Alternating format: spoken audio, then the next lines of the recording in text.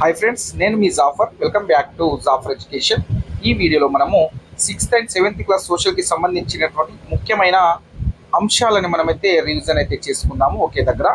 ఇంకో విషయం ఏంటంటే, గడిచినటువంటి ఇన్ని రోజులు రాసినటువంటి టెట్ ఎగ్జామ్స్లలో మనకు వచ్చినటువంటి ప్రశ్నల్ని మనము పరిశీలించినట్లయితే ఎక్కువగా మనకు ఈ విధమైనటువంటి టెక్స్ట్ బుక్లలో హైలైట్ చేసినటువంటి అంశాల నుండి మనకు ప్రశ్నలు అనేటివి రావడం అనేది జరిగింది. సో మనకు చూడండి, టెక్స్ట్ బుక్లో మీకు తెలుసా అని ఉంటుంది, అక్కడ కొద్దిగా సమాచారం ఉంటుంది. సో అక్కడ నుండి మనకు ప్రశ్నలు అనేటివి ఫ్రేమ్ కావడం అనేది జరుగుతుంది. సో నేను అది గమనించాను కాబట్టి, సో మన 6th అండ్ 7th క్లాస్ సోషల్లో ఉన్నటువంటి అన్ని ఆ విధమైనటువంటి ఇంపార్టెంట్ అంశాలన్నింటినీ ఒక దగ్గరగా చేర్చి మీకు ఈ వీడియోలో నేను రివిజన్ రూపంలో అందించే ప్రయత్నం అయితే చేస్తున్నాను. ఖచ్చితంగా మీకు ఈ యొక్క అంశాల నుండి బిట్స్ వచ్చే అవకాశం ఉంది. నెక్స్ట్ రాయబోయే వారికి దాదాపు ఒక 3 నుంచి 4 బిట్లు లేదా 5 బిట్లు ఈ యొక్క అంశాల నుండి ఖచ్చితంగా వస్తున్నాయి ప్రతి సెషన్లో. నెక్స్ట్ రాబోయే ఎగ్జామ్లో కూడా ఈ యొక్క అంశాల నుండి తప్పకుండా మీకు క్వశ్చన్స్ అనేటివి ఫ్రేమ్ అయ్యే అవకాశం ఉంది అనే ఉద్దేశంతో ఈ యొక్క రివిజన్ క్లాస్ని నేను మీకు అందిస్తున్నాను. ఇవి కూడా నేను 6th క్లాస్కి అదేవిధంగా 7th క్లాస్కి సంబంధించినటువంటి సోషల్లో ఉన్నటువంటి అన్ని ఇంపార్టెంట్ అంశాలను, అంటే ఇంపార్టెంట్ అంటే మనకు హైలైట్ చేసి టెక్స్ట్ బుక్లో ఉన్నటువంటి ఆ యొక్క అంశాన్ని తీసుకొని మాత్రమే మీకు చెప్పే ప్రయత్నం చేస్తున్నాను నేను. దీని తర్వాత 8th, 9th, 10th క్లాస్కి సంబంధించినటువంటి నెక్స్ట్ వీడియోలో నేను మీకు అందిస్తాను. తప్పకుండా పేపర్ 1, పేపర్ 2 ఇద్దరికి ఇక్కడ నుండి ప్రశ్నలు వచ్చే అవకాశం ఉంది. పేపర్ 2 వాళ్ళకు కూడా 6th, 7th, పేపర్ 1 వాళ్ళకు కూడా 6th, 7th, 8th నుండి వచ్చే అవకాశం ఉంది. పేపర్ 2 వాళ్ళకు 6th, 10th వరకు ఈ యొక్క ఇంపార్టెంట్ అంశాల నుండి మనకు క్వశ్చన్స్ అనేటివి ఫ్రేమ్ అవుతున్నాయి. రేపు రాబోయే ఎగ్జామ్లో కూడా ఖచ్చితంగా వచ్చే అవకాశం ఉంది దాదాపుగా. ఇక్కడ చూసుకున్నట్లయితే మీకు రీసెంట్గా జరిగినటువంటి సెషన్ వాళ్ళని చూడండి. 2016 ఎన్నికలు రద్దు చేసినటువంటి విషయాన్ని ఎక్కడ రద్దు చేశారు, ఏ ఊళ్ళో రద్దు చేశారని ఇచ్చారు. అది కూడా 10th క్లాస్ టెక్స్ట్ బుక్లో 238 పేజీ నెంబర్లో ఈ విధంగా డబ్బా ఉంది. టేబుల్లోకి వెళ్ళి సమాచారంలోకి వెళ్ళే క్వశ్చన్ అనేది ఇవ్వడం జరిగింది. మీరు ఇంతకుముందు సైన్స్ వాళ్ళకి చూసుకున్నట్లయితే పాశ్చరైజేషన్ గురించి అడిగారు. అది కూడా మనకి ఈ విధమైనటువంటి డబ్బా అనేది ఉంటుంది, అక్కడ నుండి ఇవ్వడం జరిగింది. దాదాపుగా ప్రతిదీ మీకు తెలుసా, ఇక్కడ ఒక టేబుల్ ఉంటుంది, టేబుల్లో సమాచారం ఉంటుంది, ఆ సమాచారంలో మనకు క్వశ్చన్స్ అనేవి ఫ్రేమ్ అవుతున్నాయి. కాబట్టి మనం తప్పకుండా ఆ యొక్క అంశాలని ఎగ్జామ్ దగ్గరకు వస్తుంది కాబట్టి ఒకసారి రివిజన్ చేసుకోవాలి. అంటే అన్ని టెక్స్ట్ బుక్లు ఎతికి చేయాలంటే కష్టం అవుతుందనే ఉద్దేశంతో అన్నీ ఒక దగ్గర చేర్చి మీకు అందించే ప్రయత్నం నేనైతే చేస్తున్నాను. రైట్, ఇక మీకు అదేవిధంగా టెట్ అండ్ ఈఎస్సికి సంబంధించినటువంటి ఫ్రీ పీడిఎఫ్ నోట్స్లు, మెటీరియల్స్ ఇవన్నీ మన యొక్క వాట్సాప్ గ్రూప్లలో నేను ఫ్రీగా అందిస్తున్నాను. మీకు కావాలి అనుకుంటే వాట్సాప్ గ్రూప్ యొక్క లింక్ నేను కామెంట్ సెక్షన్లో పిన్ చేసి పెడతాను, అక్కడ నుండి మీరు జాయిన్ అవ్వచ్చు. అదేవిధంగా మీరైతే మన యొక్క ఛానల్ని తప్పకుండా సబ్స్క్రైబ్ చేసుకొని మన యొక్క వీడియోస్ని లైక్ చేసి మీ యొక్క సపోర్ట్ని అందించండి. అదేవిధంగా మీ యొక్క మిత్రులకైతే షేర్ చేయండి. ఇక ఇక్కడ చూసుకున్నట్లయితే ఫస్ట్ మనకు గోళాకృతి అని ఇవ్వడం జరిగింది. తప్పకుండా ఇక్కడ నుండి ప్రశ్నలు అనేటివి ఈ యొక్క టెక్స్ట్ బుక్లో హైలైట్ చేసిన అంశాల నుండి క్వశ్చన్స్ ఫ్రేమ్ అవుతున్నాయి. సో జాగ్రత్తగా స్కిప్ చేయకుండా వీడియోని చూడండి, మీకు 100% క్వశ్చన్స్ అనేటివి ఇక్కడ నుండి వస్తాయి. గోళాకృతి నిజానికి భూమి ఖచ్చితమైన గోళాకారంలో ఉండదు, ఖచ్చితంగా గుండ్రంగా ఉండదు. ఉత్తర దక్షిణ ధృవాల దగ్గర కొద్దిగా నొక్కుకుపోయి భూమధ్య రేఖ దగ్గర కొద్దిగా మనకు భూమధ్య రేఖ దగ్గర కొద్దిగా ఉబ్బినట్లు ఉంటుంది. ఈ తేడా అతి తక్కువగా ఉండటం వల్ల చాలా గ్లోబులు పటాలు దీన్ని చూపించడం అనేది జరగదు. Next direct revision classes. ఇక్కడ నేను ఎక్స్ప్లెనేషన్ ఇవ్వను, మీరు జాగ్రత్తగా వినండి, ఖచ్చితంగా మీకు రివిజన్ అనేది అవుతుంది. నెక్స్ట్ ప్రకాశం బ్యారేజీ చూసుకున్నట్లయితే ఇది కృష్ణానది ఉత్తర ఒడ్డున విజయవాడ నగరం ఉంది. కృష్ణానదికి ఏ ఒడ్డున ఉంది విజయనగరం? ఉత్తరం ఒడ్డున. 1853వ సంవత్సరంలో బ్రిటిష్ వారు విజయవాడ దగ్గర కృష్ణా నదిపై బ్యారేజ్ అనేది నిర్మించడం జరిగింది. ఎవరు? బ్రిటిష్ వారు. ఎప్పుడు? 1853లో. దీన్ని మనము ప్రకాశం బ్యారేజ్గా పిలుస్తున్నాము. అయితే ఈ బ్యారేజ్ నుంచి కాలువల ద్వారా మళ్లించిన నీటితో దాదాపు ఒక 12 లక్షల ఎకరాల భూమి అనేది సాగు అవుతుంది. నెక్స్ట్ చూద్దాం, తుఫానులు, వరదలు. ఆంధ్రప్రదేశ్ రాష్ట్రంలో తరచూ వరదలు వచ్చే జిల్లాలో కృష్ణా జిల్లా ఒకటి. నది పరివాహక ప్రాంతాల్లో బాగా వర్షాలు పడ్డప్పుడు మనకు వరదలు రావడం అనేది కామన్. అయితే వరద నీటి వల్ల పెద్ద ఆనకట్టలు పూర్తి స్థాయిలో నిండిపోయినప్పుడు ఆ నీరు దిగువకు విడుదల చేస్తారు. దీని ఫలితంగా ఏమవుతుంది? ఆనకట్టకు దిగువనున్న లోతట్టు ప్రాంతాలలో, గ్రామాలలో వరద నీరు అనేది వస్తుంది. వరద నీరు ఎంతో వినాశనకారి మరియు అదేవిధంగా ఉత్పత్తిని కూడా పెంచేదిగా కూడా ఉంటుంది. సో ప్రశ్నలు అడిగే అవకాశం ఉంది. తుఫానుల వల్ల కూడా ఎక్కువ వర్షాలు పడి నదికి వరదలు వస్తాయి. తుఫానుల కారణంగా బలమైన గాలుల వల్ల పెద్ద పెద్ద చెట్లు, ఇల్లు ధ్వంసమై నీటిలో కొట్టుకొని పోతాయి. నెక్స్ట్ ఇక్కడ చూసుకున్నట్లయితే మనకు పెనమకూరు గ్రామం లోతట్టు ప్రాంతంలో లేకపోవడం వల్ల వరదల తీవ్రత గురయ్యే అవకాశం లేదు. పెనమకూరు గ్రామం ఇక్కడ 1997, 2006, 2009 సంవత్సరాల్లో కృష్ణానదికి భయంకరమైన వరదలు అనేటివి రావడం వల్ల చాలా గ్రామాలకు వరదలు రావడం జరిగింది. కానీ పెనమకూరు గ్రామానికి ఎలాంటి నష్టం అనేది జరగలేదు. ఎందుకు? అది లోతట్టు ప్రాంతంలో లేదు కాబట్టి. రైట్. నెక్స్ట్ భిన్నమైన వ్యవసాయ విధానము. ఇక్కడ చూసుకున్నట్లయితే మనకు ఈ ప్రాంతంలో అంటే డోకూరు పీఠభూమిలో డోకూరు పీఠభూమి.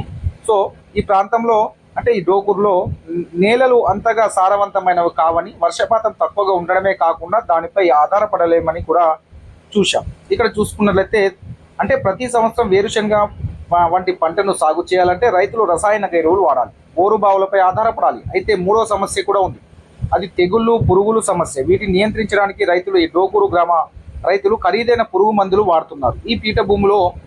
ఈ పద్ధతులను మార్చాలని గత కొద్ది కాలంగా కొంతమంది రైతులైతే ఆలోచిస్తున్నారు. సమతల అంటే కాంటూరు కట్టలు వేయడము, సేంద్రియ ఎరువులు వాడడం ద్వారా భూసారాన్ని పెంచడము ముఖ్యమైన అని వీరు భావించడం జరిగింది. అయితే వారు వాణిజ్య పంట అయిన వేరుశనగకు ఏక పంటగా సాగు చేయడం కాకుండా ఆహార పంటలను కూడా పండించాలనుకుంటున్నారు. పాత చెరువులను, నీళ్లు వచ్చే కాలువలను బాగు చేయడం ద్వారా భూములకు సాగునీరు అందించడానికి ప్రయత్నిస్తున్నారు. పురుగుల నియంత్రణకు వేప కషాయము వంటి సేంద్రియ పద్ధతులను అవలంబిస్తున్నారు.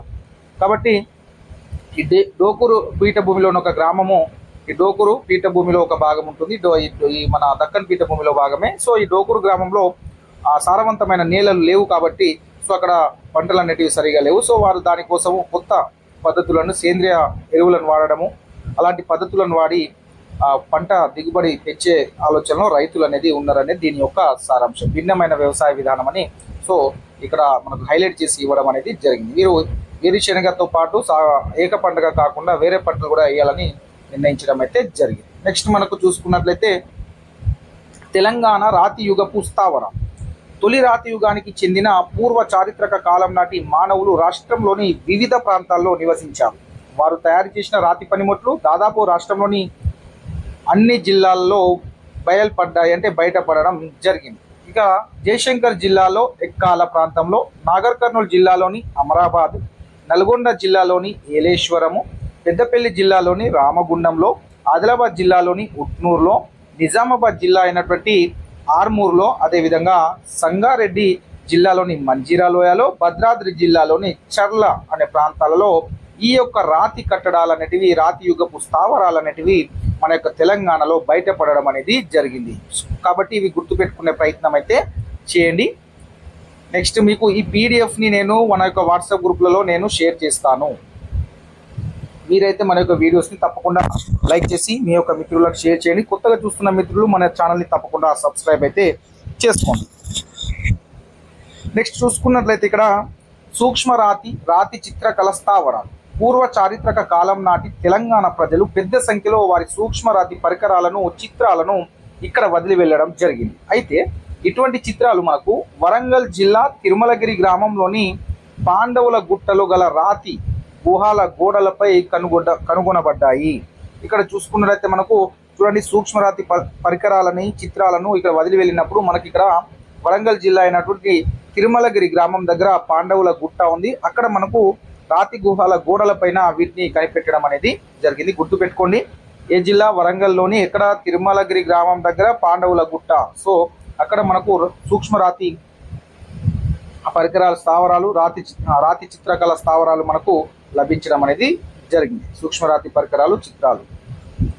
అయితే ఈ రాతి చిత్రకళ ప్రపంచంలోనే, ఈ రాతి చిత్రకళ ఏదైతే ఉందో ఇది ప్రపంచంలోనే తెలంగాణకు ఒక విశిష్ట గుర్తింపు తెచ్చిపెట్టింది. పూర్వ చారిత్రక యుగం నుండి కాకతీయుల లేదా పద్మనాయక రాజుల కాలం వరకు ఈ చిత్రకళ అనేది ఒక ప్రత్యేకతను కలిగి ఉండడం అనేది జరిగింది. నెక్స్ట్ చూసుకున్నట్లయితే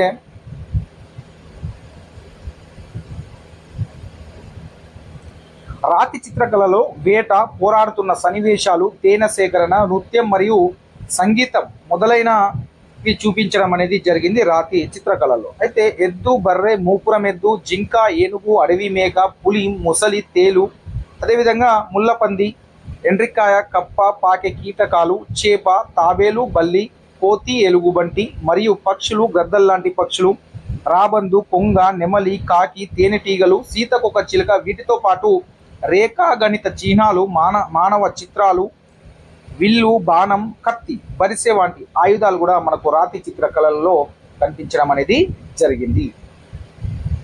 నెక్స్ట్ చూసుకున్నట్లయితే ప్రముఖమైనటువంటి ఆంథ్రోపాలజిస్ట్ అయినటువంటి గిరిజన ప్రజల గురించి అధ్యయనం చేసేవాడిని మనము మానవ విజ్ఞాన శాస్త్రవేత్తలు ఆంథ్రోపాలజిస్ట్ ఉంటారు. సో వారు ప్రజల గురించి అధ్యయనం చేశారు. వారు గిరిజనులతో పాటు నివసిస్తూ వాళ్ళ సంస్కృతి, జీవన విధానం, విశ్వాసాలు, నిర్ణయాలు మొదలైన వాటిని నమోదు చేశారు. అటువంటి వారిలో ప్రముఖమైన పరిశోధకుడు ఆంథ్రోపాలజిస్టు ప్యూరర్ హైమాండార్ఫ్. ఇతను 1940లో తెలంగాణకు వచ్చారు. ఎక్కడ వచ్చారు? 1940లో తెలంగాణకు వచ్చి చెంచులు, కొండారెడ్లు, గోండ్ల గురించి అతను అధ్యయనం చేసి వాళ్ళ గురించి పుస్తకాలు కూడా రాసినటువంటి వ్యక్తి హైమాండార్ఫ్. ఇంకా అతడు భారతదేశంలోని వివిధ గిరిజన తెగలను, ముఖ్యంగా అతను హైమాండార్ఫ్ ఈశాన్య రాష్ట్రాల్లోని గిరిజనుల గురించి కూడా అధ్యయనం చేయడం అయితే జరిగింది. ప్రముఖ ఆంథ్రోపాలజిస్ట్ అయినటువంటి హైమాండార్ఫ్ గారు. హైమాండార్ఫ్ యొక్క ఇక్కడ మీరు పిక్చర్ చూడండి, అదేవిధంగా హైమాండార్ఫ్ గోండులతో ఉన్నటువంటి పిక్చర్ చూడండి. సో ఈ విధంగా కలిసి వారి గురించి అధ్యయనం అనేది చేయడం అనేది జరిగింది. కొన్ని ఇంపార్టెంట్ అయినటువంటి విషయాలు మనకు తెలిసినటువంటిదే. సో జాతీయ జెండా రూపకల్త శ్రీ పింగళి వెంకయ్య.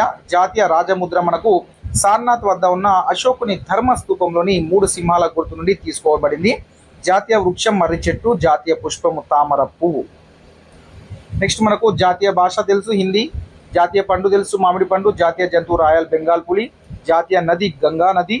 నెక్స్ట్ జాతీయ పక్షి తెలుసు మీకు నెమలి. అదేవిధంగా జాతీయ గీతం జనగణమన రవీంద్రనాథ్ ఠాగూర్ చే రచించబడింది. జాతీయ జలచర జంతువు డాల్ఫిన్. అదేవిధంగా జాతీయ ప్రార్థన మీకు ఆల్రెడీ తెలిసిందే, జాతీయ ప్రార్థన వందే మాత్రం, దీన్ని శ్రీ బకింగ్ చంద్ర చటర్జీ రచించారు. జాతీయ వారసత్వ జంతువు తెలుసు మీకు ఏనుగు. నెక్స్ట్ జాతీయ క్యాలెండర్ శక సంవత్సరం ఆధారితం, అంటే చైత్ర మాసం నుండి ఫల్గుణ మాసం వరకు. ప్రపంచ దేశముల వలనే గ్రెగేరియన్ క్యాలెండర్ను అధికార క్యాలెండర్గా ఉపయోగించడం అనేది జరుగుతుంది. నెక్స్ట్ భారత ప్రామాణిక కాలం ఒకసారి చూసుకున్నట్లయితే 82.5 డిగ్రీల తూర్పు రేఖాంశం ఆధారితము. గ్రీన్విచ్ ప్రామాణిక కాలము కన్నా మన దేశం కాలము 5 గంటల 30 నిమిషాలు ముందుకు ఉంటుంది. సో 5.5 గంటల ముందు అనేది ఉంటుంది. చూసుకున్నట్లయితే ఎలా తెలుసుకుందామని ఇక్కడ మనకు హైలైట్ చేసి ఇవ్వడం జరిగింది. ఈ సామ్రాజ్యాన్ని గురించి తెలుసుకోవాలంటే, ఏదైనా ఒక సామ్రాజ్యాన్ని గురించి తెలుసుకోవాలంటే అప్పటి కాలానికి గురించిన రాసిన చాలా పుస్తకాలు మనకు ఉపయోగపడతాయి తప్పకుండా. ఇక చంద్రగుప్తుడి మంత్రి అయినటువంటి కౌటిల్యుడు రాసిన అర్థశాస్త్రం అన్న పుస్తకం చాలా ముఖ్యమైనది. నెక్స్ట్ చంద్రగుప్తుని ఆస్థానంలో గల గ్రీకు రాయబారి మెగస్తనీస్ రాసిన ఇండికా మరొక ముఖ్యమైన పుస్తకంగా మనము చెప్పుకుంటాము. అంతేగాక అశోకుని కాలంలో వివిధ ప్రాంతాలలో వేయించిన శాసనాల ద్వారా మనకు ఆనాటి సంగతులు కూడా తెలవడం అనేది జరుగుతుంది. ఇక నెక్స్ట్ చూసుకున్నట్లయితే మనకు ఇవి శాసనాలకు సంబంధించి చూడండి. కౌటిల్యుడేమో అర్థశాస్త్ర పుస్తకం రాసిండు, మెగస్తనీస్ ఏమో ఇండిగా పుస్తకం రాసిండు. ఎవరి ఆస్థానంలో ఉండే? చంద్రగుప్తుని ఆస్థానంలో రాయబారిగా ఉండే మెగస్తనీస్. ఈ కౌటిల్యుడు చంద్రగుప్తుని మంత్రి కాబట్టి అతను కూడా రాయడం జరిగింది. సో ఇక్కడ నుండి ప్రశ్నలు ఫ్రేమ్ అయ్యే అవకాశం ఉంది, జాగ్రత్తగా మీరైతే చూడండి.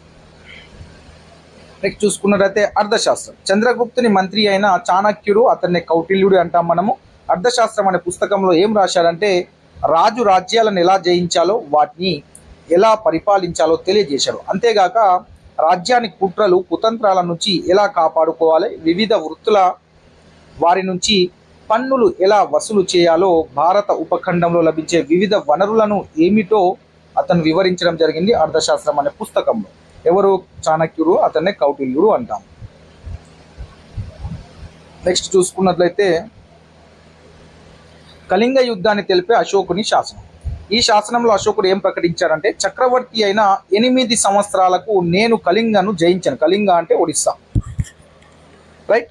ఇక్కడ చూసుకున్నట్లయితే ఈ యుద్ధంలో 150,000 మంది బందీలయ్యారు. ఈ కళింగ యుద్ధంలో 150,000 మంది బందీలయ్యారు. 1,00,000కు పైగా సైనికులు చనిపోవడం అనేది జరిగింది. ఇక్కడ చూసుకున్నట్లయితే ఇది నాలో దుఃఖాన్ని నింపింది. ఎందుకంటే ఒక స్వతంత్ర ప్రాంతం జయించబడినప్పుడు లక్షలాది మంది చనిపోతారు. చాలామంది యుద్ధ ఖైదీలుగా బంధింపబడతారు. బ్రాహ్మణులు, సన్యాసులు మృత్యువాత పడతారు. అదేవిధంగా బంధువులు, స్నేహితులు, బానిసలు, సేవకులతో దయగా ఉండేవారు కూడా చనిపోతారు, లేదా వారికి ప్రియమైన వాళ్ళను కూడా కోల్పోయే అవకాశం ఉంది. అందుకే నేను దుఃఖిస్తున్నాను. ఈనాటి నుంచి ధర్మాన్ని పాటించాలని నిర్ణయించుకున్నాను. దాని గురించి ప్రచారం చేస్తాను. బలం ద్వారా గెలవడం కంటే దమ్మ ద్వారా, అంటే ధర్మం ద్వారా గెలవడమే నేను నమ్ముతానని అతను చెప్పడం జరిగింది. భవిష్యత్తులో నా కొడుకులు, మనవళ్ళు నా తర్వాత యుద్ధాన్ని గురించి ఆలోచించకుండా ఉండేందుకు దానికి బదులుగా దమ్మ ప్రచారం, అంటే ధర్మ ప్రచారం ఎలా చేయాలని ఆలోచించడం కోసం ఈ సందేశాన్ని రాతి మీద చెక్కిస్తున్నాను. ఈ అశోకుని శాసనం మీద అశోకుడు చెక్కించడం అనేది జరిగింది. వాళ్ళు కూడా యుద్ధానికి బదులు దమ్మ ప్రచారం చేయాలి. దమ్మ అనేది ప్రాకృత పదము, దానికి సంస్కృతంలో సమాన పదం ఏమవుతుందంటే ధర్మం అనేది అవుతుంది. నెక్స్ట్, ప్రజలకు అశోకుడు ఇచ్చిన సందేశం ఏంటి అంటే చూసుకున్నట్లయితే ఒకసారి, జబ్బు పడినప్పుడు కావచ్చు, పెళ్ళిళ్ళు జరిపేటప్పుడు కావచ్చు, పిల్లలు పుట్టినప్పుడు, ప్రయాణం మీద బయలుదేరేటప్పుడు ప్రజలు అనేక ఆచారాలను పాటిస్తారు. ఈ ఆచారాల వల్ల ప్రయోజనం అనేది లేదు. వాటికి బదులు ప్రజలు ఇతర పద్ధతులను పాటిస్తే ఉపయోగకరంగా ఉంటుందని ఆయన చెప్పడం జరిగింది. అవి ఏంటి అంటే, అతను చెప్పినటువంటి పద్ధతులు: బానిసలు, సేవకులతో సౌమ్యంగా వ్యవహరించడం, పెద్దలను గౌరవించడం, అన్ని జీవుల పట్ల దయతో ఉండడం, బ్రాహ్మణులకు, సన్యాసులకు కానుకలు ఇవ్వటము. నెక్స్ట్, తమ మతాన్ని పొగడము, ఇతరుల మతాన్ని విమర్శించడం రెండూ తప్పే. ప్రతి ఒక్కరూ ఇతరుల మతాన్ని గౌరవించాలి. తమ మతాన్ని పొగిడి ఇతరుల మతాన్ని విమర్శించేవారు తమ మతానికి తీవ్ర హాని చేస్తున్నారు. అందుకే ఇతర మతాలలో ముఖ్యమైన అంశాలను తెలుసుకొని వాటిని గౌరవించడం నేర్చుకోవాలని అతను ప్రజలకు సందేశం ఇవ్వడం అనేది జరిగింది. ఎవరు? అశోకుడు. నెక్స్ట్ చూసుకున్నట్లయితే మనకు శాతవాహనుల కాలం నాటి శిలాశాసనంగా భావిస్తున్న దాన్ని మనం ఒకసారి చదివినట్లయితే, శాతవాహనుల రాజు అయినటువంటి శ్రీ పులోమావి 8వ సంవత్సరం పాలనలో అతడి మహాసేనాపతి స్కందనాగ జనపదంలోని శాతవాహన జిల్లాలో కుమారదత్త అధిపతిగా ఉన్న వేపూర గ్రామంలో కాంత తెగకి చెందినటువంటి సాంహ అనే గహాపతి ఈ చెరువును తవ్వించడం అనేది జరిగింది. చూడండి జాగ్రత్తగా, ప్రశ్న వచ్చే అవకాశం ఉంది. శాతవాహన రాజు శ్రీ పులోమావి 8వ సంవత్సర పాలనలో అతడి మహాసేనాపతి అయినటువంటి స్కందనాగ జనపదంలోని శాతవాహన జిల్లాలో కుమారదత్త అధిపతిగా ఉన్నటువంటి వేపూర గ్రామంలో కాంత తెగకు చెందినటువంటి సాంహ అనే గహాపతి చెరువులను తవ్వించడం అనేది జరిగింది. ఆ యొక్క ఊర్లో, ఈ వేపూర గ్రామంలో ఈ కాంత తెగకు చెందిన సంహ అనే అతను చెరువును తవ్వించడం అనేది జరిగింది. నెక్స్ట్ చూసుకున్నట్లయితే శకయుగం ఒకసారి చూసుకున్నట్లయితే మనము కామన్ ఎరా లేదా మనము కరెంట్ ఎరా అని అంటాము. సిఈ అంటే, లేకుంటే సామాన్య శకం అంటాం. ఇది 78 CE 78లో కనిష్కుడు చక్రవర్తిగా పట్టాభిషేకం చేసుకొని అధికారంలోకి వచ్చిన సంవత్సరం నుండి శక సంవత్సరం ప్రారంభమైంది. దీన్నే శకయుగం లేదా శకాబ్ది అంటాము. ఇక్కడ చాలామంది దక్షిణ భారత ప్రజలు ఈ యుగాన్ని ఉపయోగిస్తున్నారు. ఏ యుగాన్ని? శకాబ్ది యుగాన్ని. ఇది సాధారణ యుగంకు 78 సంవత్సరాల తర్వాత ఉంటుంది. మన యొక్క సిఈ అంటే కామన్ కంటెంట్ 78 అనేది 78 సంవత్సరాల తర్వాత మనకు అయితే ఉండడం అనేది జరుగుతుంది. దీన్నే శకయుగము అంటాము. కనిష్కుడు చక్రవర్తిగా పట్టాభిషేకం చేసుకొని అధికారంలోకి వచ్చిన సంవత్సరం నుండి మనము శక సంవత్సరం ప్రారంభమైంది అని చెప్పుకోవడం జరుగుతుంది. దాన్నే శకయుగము, శకాబ్ది యుగం అని అంటాము. సో గుర్తుపెట్టుకునే ప్రయత్నం చేయండి. మనకి ఇంతకుముందు కూడా ఇక్కడ నుండి కూడా బిట్స్ రావడం జరిగింది. మనకు ప్రీవియస్ స్టేట్లలో మెహ్రోలి ఇనుప స్తంభం చూసుకున్నట్లయితే ఢిల్లీలోని కుతుబ్ మినార్ ప్రాంగణంలో ఉన్న ఈ ప్రఖ్యాతి చెందినటువంటి మెహ్రోలి ఇనుప స్తంభాన్ని 2వ చంద్రగుప్తుడైనటువంటి ఏర్పాటు చేయడం జరిగింది. కుతుబ్ మినార్ ప్రాంగణంలో ఉన్నటువంటి ప్రఖ్యాతి చెందిన మెహ్రోలి ఇనుప స్తంభాన్ని 2వ చంద్రగుప్తుడైనటువంటి వ్యక్తి చంద్రగుప్తుడు ఏర్పాటు చేయడం అనేది జరిగింది. గత 1700 సంవత్సరాలుగా అది బయట గాలిలో నిలబడి కూడా ఉన్నప్పటికీ అది తుప్పు పట్టకపోవడంతో అది అత్యంత ప్రాముఖ్యతను సంతరించుకోవడం అనేది జరిగింది. మెహ్రోలి ఇనుప స్తంభము 2వ చంద్రగుప్తుడు ఏర్పాటు చేయడం జరిగింది. ఎక్కడ అంటే కుతుబ్ మినార్ ప్రాంగణంలో. నెక్స్ట్, ప్రజాస్వామ్యానికి అమెరికాకు చెందిన అబ్రహం లింకన్ ఇచ్చిన నిర్వచనం చూసుకున్నట్లయితే, ప్రజల చేత ప్రజల కోసం నడిచే ప్రభుత్వమే ప్రజాస్వామ్యం అని మన యొక్క అబ్రహం లింకన్ అయితే చెప్పడం అయితే జరిగింది. నెక్స్ట్, వార్డులకు సంబంధించి కొంత ఇన్ఫర్మేషన్ చూద్దాం మనం ఇక్కడ. సాధారణంగా ప్రతి గ్రామాన్ని కొన్ని వార్డులుగా మనం విభజించుకుంటే వార్డులో దాదాపుగా ఓటర్ల సంఖ్యకు సమానంగా ఉంటుంది. ప్రతి వార్డు నుంచి ఒక వార్డు సభ్యుడు గ్రామ పంచాయతీకి ఎన్నిక కావడం అనేది జరుగుతుంది. ఈ విధంగా ఒక విధి నుంచి లేదా ఒక ప్రాంతం నుంచి వ్యక్తి గ్రామ పంచాయతీకి ప్రాతినిధ్యం వహిస్తారు. ప్రతి గ్రామ పంచాయతీకి జనాభాను బట్టి దాదాపుగా 5 నుంచి 21 వార్డులు అనేటివి వార్డు సభ్యులు అనేవారు ఉంటారు. 21 సంవత్సరాలు నిండిన వారు గ్రామ పంచాయతీ ఎన్నికల్లో పోటీ చేయవచ్చు. చూడండి, ఇక్కడ తప్పకుండా 21 సంవత్సరాలు నిండిన వారు మాత్రమే గ్రామ పంచాయతీ ఎన్నికల్లో పోటీ చేయవచ్చు. అది సర్పంచ్ అయినా వార్డు మెంబర్ అయినా. సో గుర్తుపెట్టుకోండి. రాష్ట్ర ఎన్నికల సంఘం నిర్ణయించిన ధారావతును సర్పంచ్ మరియు వార్డు సభ్యులు పోటీ చేయు అభ్యర్థులు చెల్లించాల్సి ఉంటుంది. సో ఇది ఒక్కటి గుర్తుపెట్టుకోండి. 5 నుండి 21 మంది వరకు సభ్యులు ఉంటారు. 21 సంవత్సరాలు నిండిన వారందరూ గ్రామ పంచాయతీ ఎన్నికల్లో పోటీ చేయవచ్చు. నెక్స్ట్ చూసుకున్నట్లయితే కార్యదర్శి, కార్యనిర్వహణాధికారి. ప్రతి పంచాయతీ ఒక ప్రభుత్వ ఉద్యోగి కార్యదర్శిగా ఉంటాడు. ఆయన గ్రామ పంచాయతీ లెక్కలను, సమావేశాల విషయాలను నమోదు చేస్తారు. పెద్ద గ్రామ పంచాయతీ అయితే ఆ పంచాయతీకి ఎక్కువ ఆదాయం ఉంటుంది కాబట్టి ఒక కార్యనిర్వహణాధికారిని కూడా ప్రభుత్వము నియమిస్తుంది. అంటే పెద్ద గ్రామ పంచాయతీకి కార్యదర్శితో పాటు కార్యనిర్వహణాధికారిని కూడా ప్రభుత్వం అపాయింట్ చేయడం జరుగుతుంది. గుర్తుపెట్టుకోండి.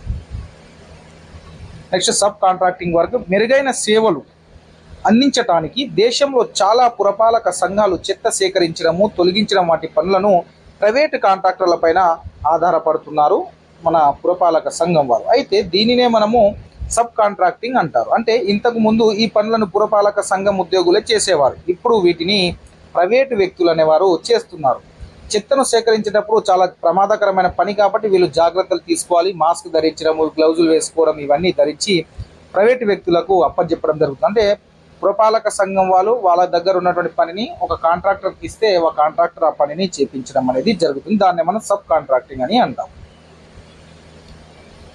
నెక్స్ట్ చూసుకున్నట్లయితే ఇక్కడ భయము లేదు మాకు ఏ రాజైనా, భయం లేదు ఎప్పుడు మృత్యు ఎదురైనా, భయము లేదు నరలోక బాధలకైనా, భయం ఉన్నది లేదు ఏ ఒత్తిళ్ళకైనా, మాకు రావు ఏ రుగ్మతలు, మాకు లేవు ఏ భయాలు, బాధ లేని భయం లేని మేము నిత్య సంతోషులం, మేమెవరికి కాదు దాసులం అని అప్పార్ చెప్పడం అనేది జరిగింది. నెక్స్ట్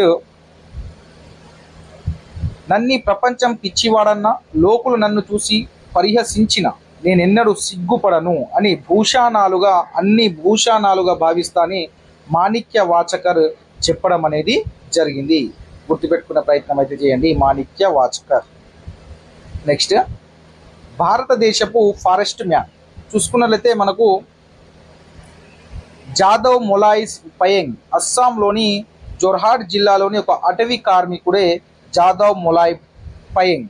తన 16వ ఏట 1979లో సామాజిక అటవీ కార్యక్రమం అనే ప్రాజెక్టులో 5 సంవత్సరాలు కార్మికుడిగా కొనసాగారు. అయితే అతను ఏం చేసిందంటే ఆ ప్రాజెక్టు పని పూర్తయిన తర్వాత కూడా కార్మికులందరూ వెళ్ళిపోయారు. కానీ తను సొంతంగా చెట్టు నాటడాన్ని కొనసాగించాడు.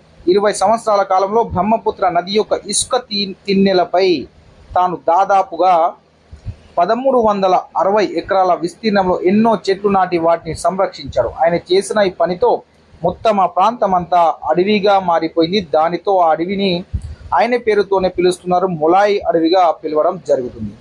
ఆయనను భారతదేశపు ఫారెస్ట్ మ్యాన్ అని కూడా అంటున్నాము, మన యొక్క జాదవ్ మొలాయ్ పయంగ్. సో అని దేశంలో 4వ అత్యున్నత పురస్కారమైనటువంటి పద్మశ్రీతో కూడా గౌరవించడం జరిగింది. మన యొక్క జాదవ్ మొలాయ్ పయంగ్ను భారత్ ఫారెస్ట్ మ్యాన్గా పిలుస్తారు. అతని పేరు మీదే అడవి ఉంది, మొలాయ్ అడవి. ఎక్కడ అంటే బ్రహ్మపుత్ర నది యొక్క ఇసుక తిన్నెలపై దాదాపుగా 1360 ఎకరాల విస్తీర్ణంలో చెట్లు నాచి ఒక అడవిగా ఏర్పాటు చేయడం జరిగింది. అందుకే అతను భారతదేశపు ఫారెస్ట్ మ్యాన్ అంటాము. అతని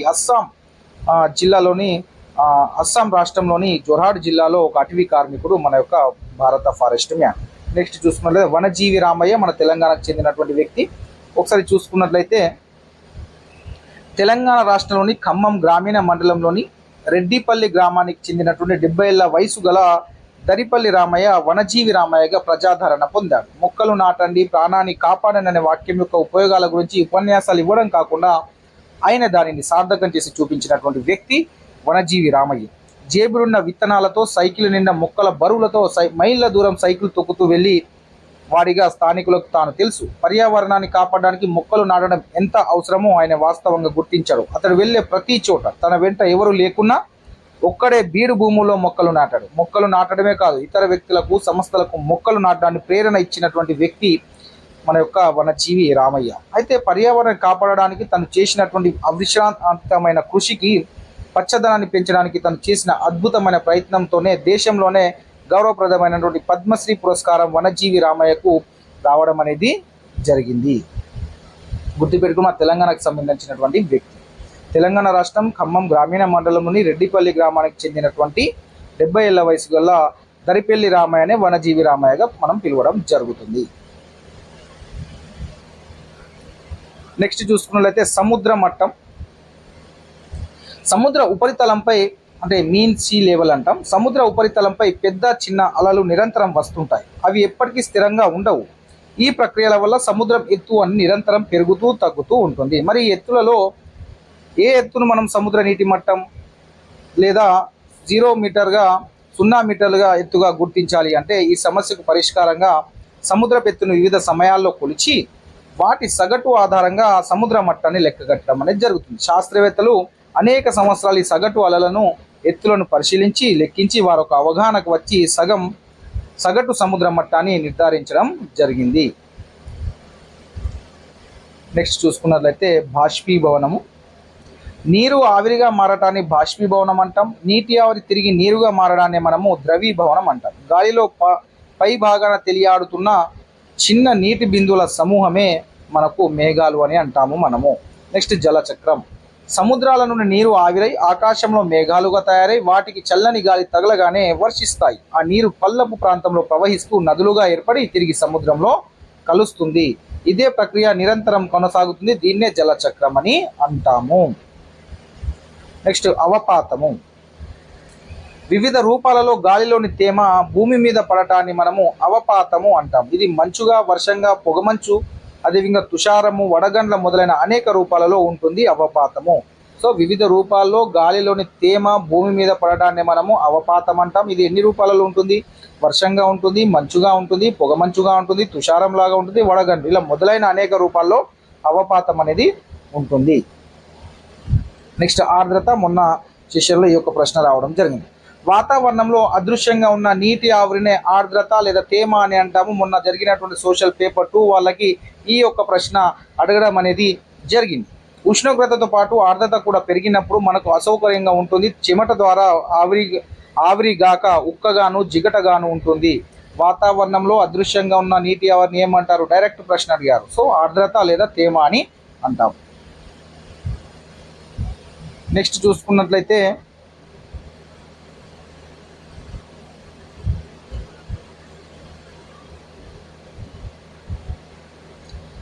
మిషన్ కాకతీయ మన ఊరు మన చెరువు. తెలంగాణ నూతన రాష్ట్రంగా ఆవిర్భవించిన అనంతరం రాష్ట్ర ప్రభుత్వం రాష్ట్రంలోని చిన్న నీటిపారుదల చెరువుల అభివృద్ధి కోసం ఒక కార్యక్రమాన్ని ప్రారంభించింది. ఈ కార్యక్రమమే పేరే మిషన్ కాకతీయ మన ఊరు మన చెరువు. రాష్ట్రంలో 47,000 చెరువులలో పూడిక తీయడం, మరమ్మతులు చేపట్టడం మరియు చెరువుల కట్టల నిర్మాణాలను చేపట్టడం ఈ కార్యక్రమం యొక్క ప్రధాన లక్ష్యాలు.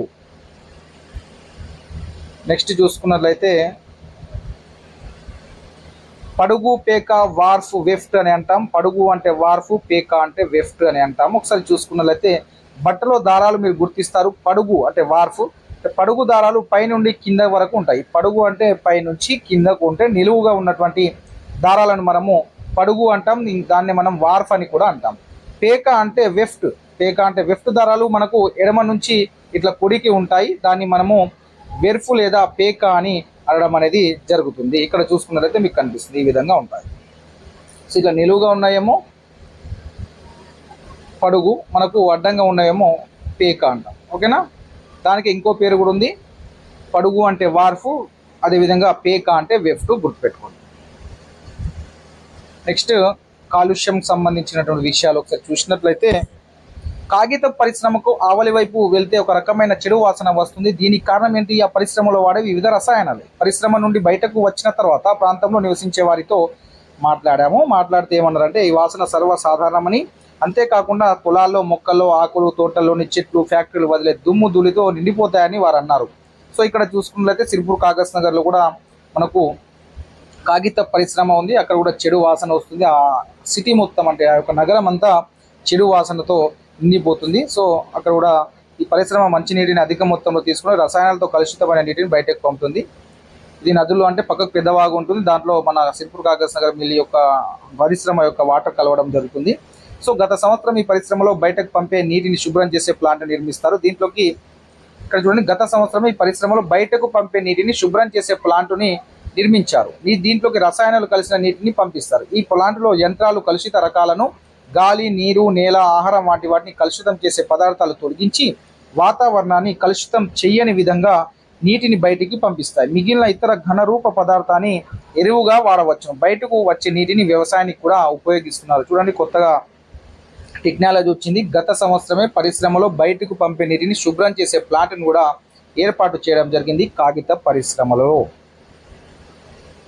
మిగిలిన ఇతర ఘనరూప పదార్థాన్ని ఎరువుగా వాడతారు.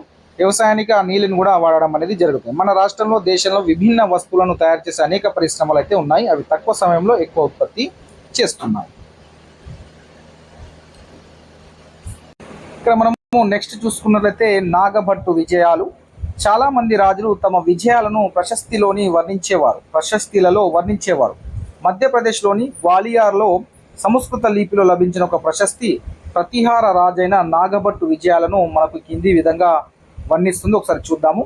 ఆంధ్ర రాజులు, సైంధవులు అంటే సింధు, విదర్భ అంటే మహారాష్ట్రలోని ఒక భాగం, కళింగ అంటే ఒడిశాలోని కొంత భాగం. రాజులు తాను యువరాజుగా ఉన్నప్పుడే తన ముందు మోకారిల్లారు. ఇక్కడ చూసుకున్నట్లయితే ఆంధ్ర రాజులు, సైంధవులు అంటే సింధు, విదర్భ అంటే మహారాష్ట్రలో ఒక భాగం, కళింగ అంటే ఒడిశాలోని కొంత భాగం. అప్పుడు ఏం చేసేవారు? రాజులు తను యువరాజుగా ఉన్నప్పుడే తన ముందు లొంగిపోయేవారని చెప్తున్నాడు. సో ఇక్కడ చూసుకున్నట్లయితే నాగభట్టు విజయాలు ఒకసారి చూసుకున్నట్లయితే అతడు చక్రయుధు కనోజ్ పరిపాలకుడు, అంటే అతడు చక్రాయుధు అయినటువంటి విజయం సాధించడం జరిగింది. చక్రాయుధునిపై కనోజ్ పరిపాలకుడిపై మన యొక్క భట్టు అతను విజయం సాధించడం అనేది జరిగింది. ఇక్కడ చూసుకున్నట్లయితే అతడు వంగ అంటే బెంగాల్లో భాగము, అనర్త అంటే గుజరాత్లో భాగము, మాలవ అంటే మధ్యప్రదేశ్లో భాగము, కిరాట అంటే వనవాసులు, తురుష్క అంటే టర్కులు, అదేవిధంగా మత్స అంటే ఉత్తర భారత రాజులను ఓడించినటువంటి వ్యక్తి మన నాగభట్టు అయినటువంటి వ్యక్తి. నాగభట్టు ఒకసారి చూడండి, మీకు అవి నాగభట్టు విజయాలతో పాటు ఇక్కడ ఇట్లా అడిగే అవకాశం ఉంది. చూసుకున్నట్లయితే ఇక్కడ రైట్, ఒకసారి చూసుకున్నట్లయితే మనం ఇక్కడ నాగభట్టు విజయాలు అతను సాధించినటువంటి అంటే ప్రాంతాలు ఒకసారి మీరు గుర్తుపెట్టుకునే ప్రయత్నం చేయండి. ఇక్కడ చూడండి, చక్రాయుధు అనేటువంటి కనోజ్ పరిపాలకుడు పై విజయం సాధించడు. సో అతను ఏ పరిపాలకుడు అని అడిగే అవకాశం ఉంది. నెక్స్ట్ అతడు వంగ అంటే దేంట్లో భాగము? బెంగాల్లో భాగం, అట్లా గుర్తుపెట్టుకోండి. అనర్త అంటే గుజరాత్లో భాగము, మాలవ అంటే మధ్యప్రదేశ్లో భాగం, కిరాట అంటే వనవాసులు అనేది అంటాము, తురుష్క అంటే టర్కులు, మత్స అనేటివి ఉత్తర భారత రాజ్యాలు. ఈ యొక్క రాజులందరినీ మన యొక్క నాగభట్టు అయితే విజయం అయితే సాధించడం అయితే జరిగింది వీరిపైన. సో ఇవి గుర్తుపెట్టుకునే ప్రయత్నం అయితే చేయండి. నెక్స్ట్ చూసుకున్నట్లయితే మనకు భూమితో ఏమి ఇచ్చేవారంటే వాళ్ళు చోళులు భూదాన పత్రం గురించి తమిళంలో పేర్కొన్న భాగం. ఏం పేర్కొన్నారంటే చోళులు భూదాన పత్రంతో తమిళంలో ఏం పేర్కొన్నారంటే, మేము ఈ భూమి సరిహద్దులను మట్టి కట్టలతో పొదలు నాటి గుర్తించాం. ఈ భూమి పండ్ల చెట్లు, నీరు, భూమి, ఉద్యానవనము, చెట్లు, బావులు, ఖాళీ స్థలాలు, పచ్చిక బయళ్ళు, ఒక గ్రామము, పుట్టలు, వేదికలు, కాలువలు, గుంతలు, నదులు, ఓండ్రు భూమి, చెరువులు, ధాన్యాగారాలు, చేపల చెరువులు, తేనె పట్టులో లోతైన సరస్సులు కలిగి ఉన్నది. ఈ భూమి స్వీకరించేవారు దీనిపై పన్నులు వసూలు చేస్తారు. ఇతడు న్యాయమూర్తులు విధించే జరిమానాలను, తమలపాకులపై పన్ను, నేత గుడ్డలపైన, వాహనాలపైన పన్నులు వసూలు చేస్తాడు. అతడు కాల్చిన ఇటుకలతో పెద్ద గదులపైన అంతస్తులతో నిర్మించవచ్చు, చిన్న పెద్ద బావులను తవ్వించవచ్చు, చెట్లను పొదలను నాటవచ్చు, నీటిపారుదలను అవసరమైతే కాలువలను కూడా నిర్మించవచ్చు. అతడు నీరు వృధా కాకుండా కట్టలు కూడా నిర్మించాలని వారు భూమితో పాటు ఇవి కూడా షరతులు అనేటివి విధించడం అనేది జరిగింది చోళరాజులు. ఇక్కడ చూసుకున్నట్లయితే భూమి రకాలు చోళుల కాలంలో ఎట్లా ఉండే అంటే, చూసుకున్నట్లయితే భూములలో రకాలను చోళుల శాసనాలు ఈ విధంగా పేర్కొన్నాయి. వారి యొక్క శాసనాలు భూముల రకాలను ఒకసారి చూసుకున్నట్లయితే ఇక్కడ తమిళంలో ఉన్నటువంటి విషయాన్ని, వెల్లన్ వగై అంటే బ్రాహ్మణేతర రైతులకు చెందిన భూమి. వెల్లన్ వగై అంటే బ్రాహ్మణేతర రైతులకు చెందినటువంటి భూమి గుర్తుపెట్టుకోండి. బ్రహ్మదేయ అంటే బ్రాహ్మణులకు బహుకరించిన భూమిని బ్రహ్మదేయ అంటాము. బ్రహ్మనేతర రైతులకు చెందిన భూమిని వెల్లన్ వగై అంటాము. శాలభోగ అంటే పాఠశాల నిర్వహణకు ఉపయోగించే భూమిని మనము శాలభోగ పాఠశాల, గుర్తుపెట్టుకుని శాల ఆ విధంగా గుర్తుపెట్టుకునే ప్రయత్నం చేయండి. నెక్స్ట్ దేవ దాన తిరునామత్తుక్కని అంటే దేవాలయాలకు బహుకరించిన భూమిని దేవదాన తిరునామత్తుక్కని అని అంటాము. పల్లి చందం అంటే జైన సంస్థలకు విరాళం ఇచ్చిన భూమిని మనము పల్లి చందం అంటాం. పల్లి జైన సంస్థలను గుర్తుపెట్టుకోండి. పల్లి చందం అంటాం, పల్లి జైన అని గుర్తుపెట్టుకునే ప్రయత్నం చేయండి. జైనపల్లి లేదా పల్లి జైన అని గుర్తుపెట్టుకోండి. పల్లి చందం అంటే జైన సంస్థలకు విరాళం ఇచ్చిన భూమిగా గుర్తుపెట్టుకునే ప్రయత్నం అయితే చేయండి. ఇవి చాలా ఇంపార్టెంట్ అయినటువంటి టాపిక్ ఇది. నెక్స్ట్ శాసనాల విషయాలు ఒకసారి చూసుకున్నట్లయితే మనము సభలో ఎవరు సభ్యులుగా ఉండాలి. ఉత్తర మేరూరు శాసనం ఏమని చెప్తుందంటే చూసుకున్నట్లయితే ఉత్తర మేరూరు శాసనంలో ఉన్నటువంటి విషయాలు, సభ్యులుగా కొనసాగాల్సిన వారందరూ విధిగా పన్ను చెల్లించే భూమిని కలిగి ఉండాలి. వారు సొంత ఇల్లు కలిగి ఉండాలి. వారి వయసు 35 నుంచి 70 సంవత్సరాల మధ్య ఉండాలని మేరూరు శాసనం చెప్తుంది. వేదాల గురించి తెలిసి ఉండాలి. వారు పాలన విషయాలు బాగా తెలిసిన వారే ఉండాలి. నిజాయితీగా ఉండాలని మేరూరు శాసనం అనేది చెప్తుంది. ఎవరైనా గత 3 సంవత్సరాలుగా ఏదైనా కమిటీ సభ్యుడిగా కొనసాగితే అతను మరొక కమిటీ సభ్యుడు కాకూడదు. గతంలో లెక్కలు చూపని వారు కానీ వారి బంధువులు కానీ ఎన్నికల్లో పోటీ చేయకూడదని శాసనంలో షరతులు అనేటివి కనిపించడం జరిగింది. నెక్స్ట్ చూసుకున్నట్లయితే కాకతీయ రాజులలో ముఖ్యులు వారి యొక్క కాలంను మనం ఖచ్చితంగా గుర్తుపెట్టుకోవాలి, అడిగే అవకాశం ఉంది. రెండో ప్రోలరాజు సామాన్య శకము 1116 నుంచి 1157 గుర్తుపెట్టుకోండి, రెండో ప్రోలరాజు. నెక్స్ట్ రుద్రాదేవుడు, ఇతని యొక్క సామాన్య శకము 1158 నుంచి 1198. గణపతి దేవుడు సామాన్య శకం 1199 నుంచి 1262 గణపతి దేవుని యొక్క శకం. నెక్స్ట్ మనకు రుద్రమ్మదేవి యొక్క శకం చూసుకున్నట్లయితే సామాన్య శకం అతను 1262 నుంచి 1289 వరకు పరిపాలించడం అనేది జరిగింది. రెండవ ప్రతాపరుద్రుడు. నెక్స్ట్ రెండవ ప్రతాపరుద్రుడు 1289 నుంచి 1323 వరకు పరిపాలించడం. తర్వాత కాకతీయుల సామ్రాజ్యం అనేది అక్కడికి అయిపోవడం అనేది జరిగింది. ఇక్కడ చూసుకున్నట్లయితే వీరి యొక్క వరుస క్రమం అడుగుతారు, వారి కాలక్రమం అనుగుణంగా వారి యొక్క వరుస క్రమంలో అమర్చండి అని అడిగే అవకాశం ఉంది. కాబట్టి మీరు డైరెక్ట్గా గుర్తుకుంటే రెండో పూలరాజు, రుద్రాదేవుడు, గణపతి దేవుడు, రుద్రమ్మదేవి, రెండవ ప్రతాపరుద్రుడు, ఈ 2, 3, 4, 5 పేర్లను సీరియల్గా గుర్తుపెట్టుకునే ప్రయత్నం అయితే చేయండి. రెండో పూలరాజు, రుద్రాదేవుడు, గణపతి దేవుడు, రుద్రమ్మదేవి, రెండవ ప్రతాపరుద్రుడు. చూడండి, రాతోటి స్టార్ట్ అయ్యేటి ఫస్ట్ ఉంది, తర్వాత 4వ దాంట్లో ఉంది. రాతోటి స్టార్ట్ అయ్యేటి ఫస్ట్ అండ్ 4 ప్లేస్లో ఉండేటట్టు చూసుకోండి.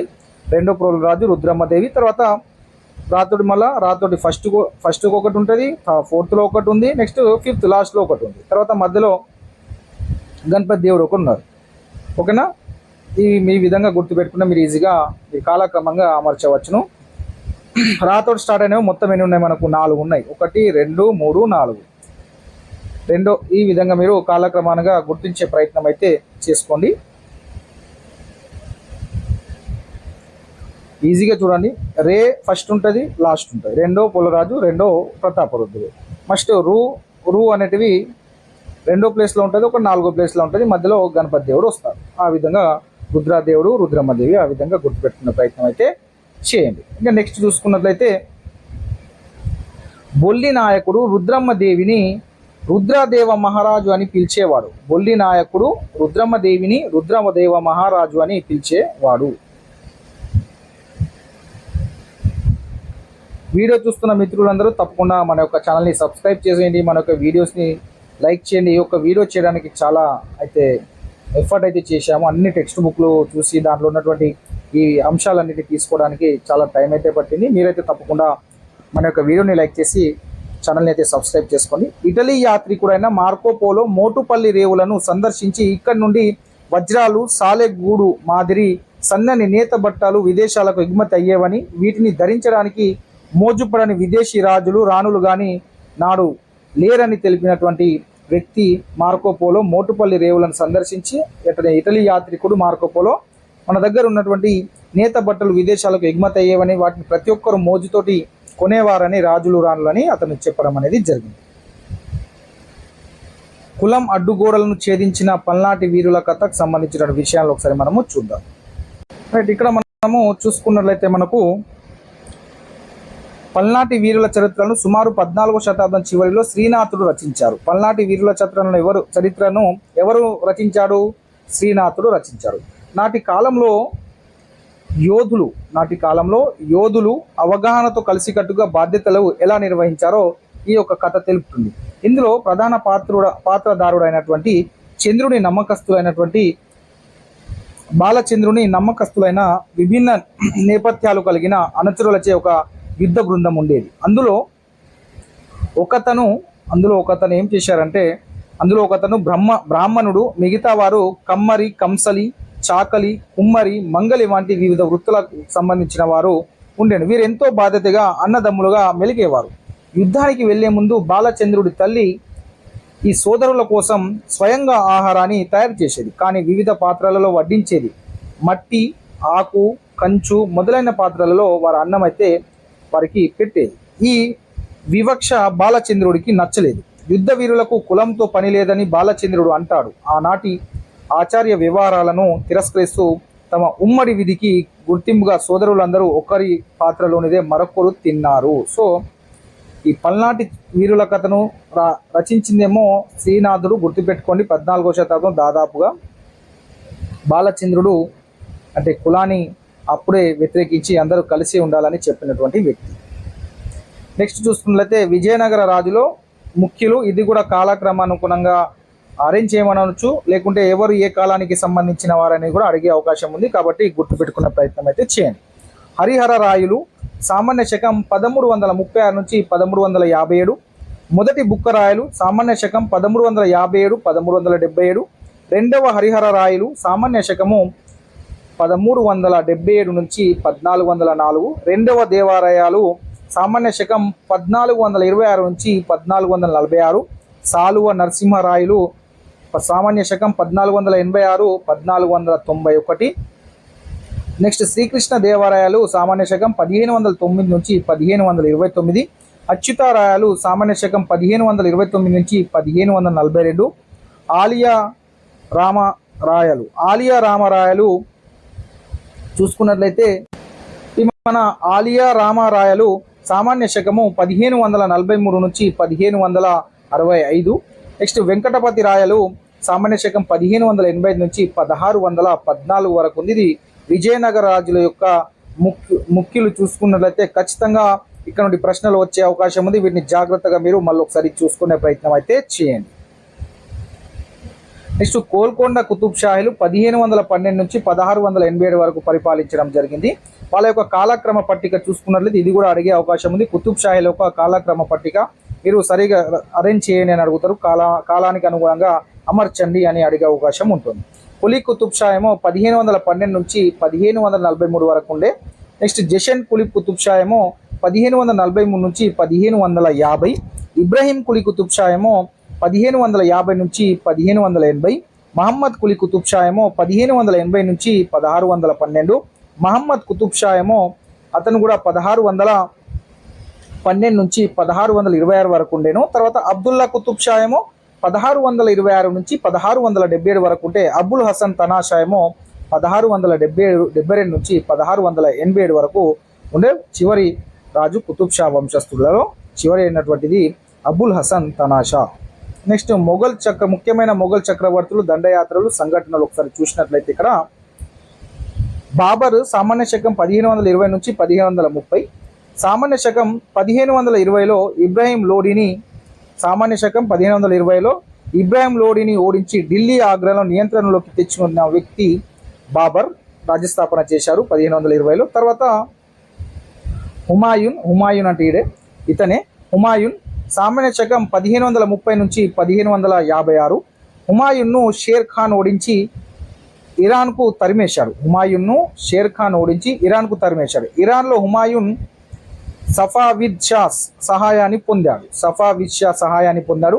హుమాయూన్ తిరిగి క్రీస్తు శకం 1555లో ఢిల్లీని ఆక్రమించుకున్నాడు. కానీ తర్వాత సంవత్సరంలోనే ఓ ప్రమాదంలో ఈ యొక్క హుమాయూన్ అనే రాజు చనిపోవడం అనేది జరిగింది. సో ఇరాన్లో ఎవరి సహాయం తీసుకున్నాడు? సఫావిద్ షా సహాయం తీసుకున్నాడు, గుర్తుపెట్టుకో. నెక్స్ట్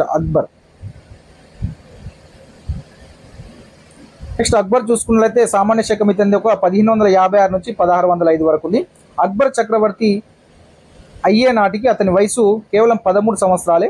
అక్బర్ బెంగాల్ అదేవిధంగా మధ్య భారతదేశాన్ని, రాజస్థాన్, గుజరాత్లను అతి కొద్ది కాలంలోనే ఆక్రమించగలిగాడు. ఆ తర్వాత అతను ఆఫ్ఘనిస్తాన్, కాశ్మీర్, దక్కన్ పీఠభూమిలోని పలు ప్రాంతాలను ఆక్రమించాడు మన యొక్క అక్బర్ ఇటు కనిపిస్తున్నటువంటి వ్యక్తి.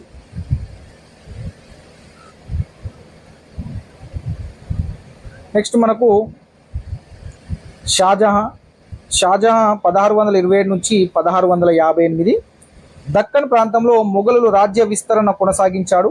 ఇతను సామ్రాజ్యంలోని స్థానిక ప్రభువులు, పాలకులు తిరుగుబాట్లను ఎదుర్కొన్నాడు మన షాజహాన్. ఇతను 1657, 1658లో సింహాసనం కోసము అతని కుమారుల మధ్య తీవ్ర సంఘర్షణలు జరిగాయి. ముగ్గురు సోదరులను ఓడించి జరిగినప్పుడు అక్కడ ఔరంగజేబు తన ముగ్గురు సోదరులను ఓడించి చంపేశాడు. షాజహాన్ బందీ చేయడంతో శేష జీవితం ఆగ్రా జైలులో గడపవలసి వచ్చింది మన యొక్క షాజహాన్. సో ఔరంగజేబు తన యొక్క ముగ్గురు బ్రదర్స్ని చంపేసి అతను రాజు కావడం జరిగింది. తండ్రిని కూడా జైల్లో వేయడం జరిగింది. జహంగీర్ చూసుకున్నట్లయితే అక్బర్ ప్రారంభించిన దండయాత్రలను కొనసాగించాడు. పెద్ద ఆక్రమణలు ఏమీ జరపనటువంటి వ్యక్తి జహంగీర్ జస్ట్ 1605 నుంచి 1627 వరకు ఉన్నారు. అతను కొత్తవి ఏమి దండయాత్రలు చేయలేదు. అక్బర్ ఏవైతే ఉన్నాయో వాటిని కొనసాగించడం జరిగింది. నెక్స్ట్ ఔరంగజేబు చూసుకున్నట్లయితే సామాన్య శకం 1658 నుంచి 1707 వరకు ఉన్నాడు. అతను అస్సాంపై గెలుపు సాధించాడు. ఆఫ్ఘనిస్తాన్పై మొదలుకొని అస్సాం, రాజస్థాన్, పంజాబ్, దక్కన్ మొదలగు యావత్ సామ్రాజ్యంలో అనేక తిరుగుబాట్లను ఎదుర్కోవాల్సి వచ్చింది. గురు తేజ్ బహదూర్, గోవింద్ సింగ్, శివాజీలు తన కుమారుడైన అక్బర్ అతని వ్యతిరేకంగా తిరుగుబాటు లేవనెత్తారు. శివాజీ స్వతంత్ర మరాఠా సామ్రాజ్యాన్ని స్థాపనలో సఫలీకృతుడయ్యాడు. ఔరంగజేబు సామాన్య శకం 1685లో బీజాపూర్ను, సామాన్య శకం 1687లో గోల్కొండను ఆక్రమించుకున్నాడు. ఇతని మరణానంతరము సింహాసనము కోసం కుమారుల మధ్య సంఘర్షణలు ప్రారంభమయ్యాయి. ఈ కామన్ వీళ్ళకు. నెక్స్ట్ చూసుకున్నట్లయితే సులేహ్ కుల్, దీని మీద కూడా మొన్న ప్రశ్న రావడం జరిగింది. సులేహ్ కుల్ అంటే అక్బర్ కుమారుడైన జహాంగీర్ సులేహ్ కుల్ గురించి ఇలా అన్నాడు. ఏమన్నాడంటే, ఈ విశాల దైవ కరుణలో అందరికీ చోటు ఉంది. ఈ రాజ్యంలో అన్ని దిశలలో పరిమితి ఉంది. చుట్టూ సముద్రం తప్ప వేరే లేదు. ఇతర నమ్మకాలు, మత పెద్దలకు, మతస్థులకు వారి నివాసం ఉంది. మత వివక్షకు దారే లేదు. సున్నీలు, షియాలు ప్రార్థనల కోసం ఒక మసీదులో కలిస్తే క్రైస్తవులు, యూదులు చర్చిలో కలుస్తారు. అతను స్థిరంగా ప్రపంచ శాంతి సులేహ్ కుల్ విధానాలను ప్రారంభించారు. సులేహ్ కుల్ అంటే ప్రపంచ శాంతి అని మీరు గుర్తుపెట్టుకోండి. నెక్స్ట్ సర్దార్ సర్వాయి పాపన్న గురించి చూసుకున్నట్లయితే మనము సర్దార్ సర్వాయి పాపన్న వరంగల్ జిల్లాకు చెందిన సర్వాయి పాపన్న తెలంగాణలో మొఘలుల పాలనకు వ్యతిరేకంగా పోరాటం చేసిన వ్యక్తి. ఈయన ఔరంగజేబు కాలంలో జీవించాడు. చూడండి, ఔరంగజేబు కాలానికి సమకాలికుడు ఎవరు అంటే మన సర్దారి సర్వాయి పాపన్న గుర్తుపెట్టుకొని వెనుకబడిన అణగారిన వర్గాల పేదల అభివృద్ధి కోసం కృషి చేశాడు. పాపన్న మొఘలుల పరిపాలన నుండి తెలంగాణ ప్రాంతాన్ని సామాన్య శకం 1687 నుంచి 1724 మధ్య ఆక్రమించుకొని వరంగల్ జిల్లాలో పిలాషాపూర్ కోటను నిర్మించి దానిని రాజధానిగా చేసుకున్నటువంటి వ్యక్తి సర్దార్ సర్వాయి పాపన్న. మొఘలుల అరాచకాలను, అణిచివేతను గమనించి గొప్ప సైన్యాన్ని తయారు చేసి గెరిల్లా పద్ధతిలో శిక్షణ ఇచ్చినటువంటి వ్యక్తి సర్వాయి పాపన్న. పాపన్న నల్గొండ జిల్లాలోని భువనగిరి, కొలనుపాక, వరంగల్ జిల్లాలోని తాటికొండ, చేర్యాల, కరీంనగర్ జిల్లాలోని హుస్నాబాద్, హుజురాబాద్లోని కోటలను నియంత్రించాడు. తన పరిపాలనలో రాజ్యాన్ని విస్తరించడానికి సర్వాయిపేటలో తన మొదటి కోటను నిర్మించాడు. తాటికొండ, వెములకొండ, షాపురంలో కూడా కోటలు కట్టించాడు. తాటికొండలో ప్రస్తుతం ఉన్న చెక్ డ్యాం పాపన్న పరిపాలనా కాలంలో నిర్మించబడింది. ఒక పాలకుడిగా తన ఆధీనంలో ఉన్న ప్రాంతం యొక్క అభివృద్ధి పట్ల ఆయనకు గల దృష్టికోణాన్ని మనము నిదర్శనంగా మనం చూసుకోవచ్చును. నెక్స్ట్ మనకు అతను చేసినటువంటి విషయాలు చూసినట్లయితే సుబేదారులు, జమీందారులు, భూస్వాములపై గెరిల్లా దాడులు చేసి యుద్ధానికి మరియు సైన్యానికి కావలసినటువంటి ధనాన్ని అతను పోగు చేసుకున్నాడు.